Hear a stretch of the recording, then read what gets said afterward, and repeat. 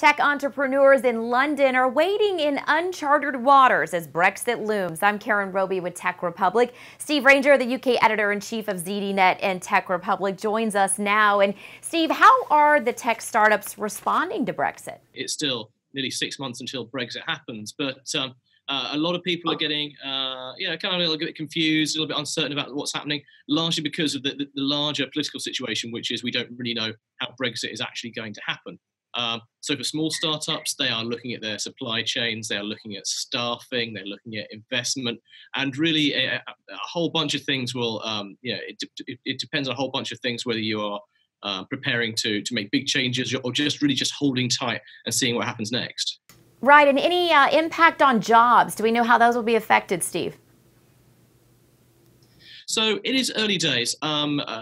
It looks like from the people I've been speaking to, and I've certainly been speaking to quite a lot of companies recently, there has been some impact on jobs. So a few European nationals have decided that since the vote to leave the European Union, the UK has become a little bit less welcoming to them. So they have moved home, for example, moved back to France or to Germany.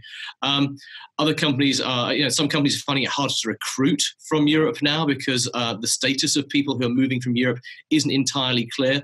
Other people are finding it still that there's still quite a rich market because London is still a great place to work. And if you're a software developer, you want to work with big companies doing exciting things, then London is still a great place for that. So it really is a mixed situation. Again, if we have a no-deal Brexit, which means we leave the European Union without any agreement for what we do in the future, that can have a much bigger impact on jobs. But that's still a few months away yet. Right, still remains to be seen. Okay, what about as far as investment is concerned?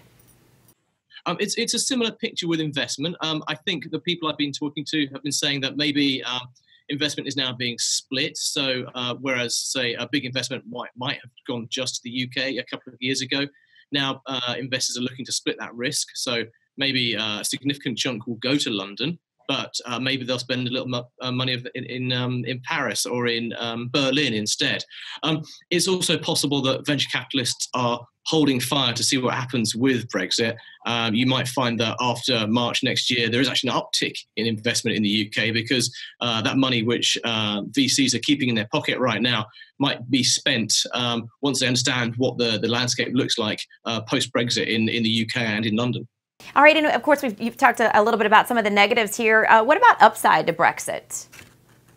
So the people I'm talking to, which are tech entrepreneurs, VCs, kind of like industry groups, they kind of scratch their heads a little bit when you talk about the optimistic side of Brexit.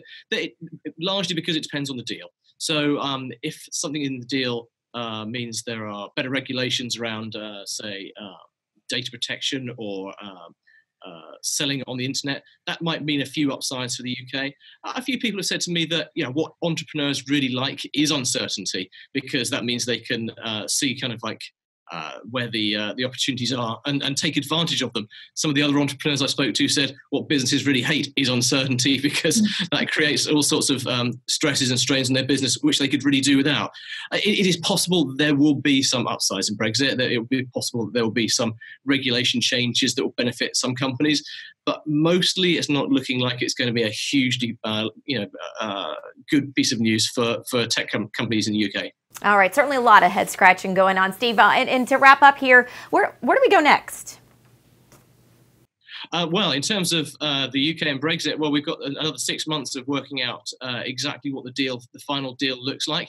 The problem is for many tech companies, they're going to have to start making decisions quite soon about things like staffing and investment, which means they need an answer sooner rather than later. Thank you, Steve. And of course, for more on Steve's cover story on Brexit, you can head over to Tech Republic.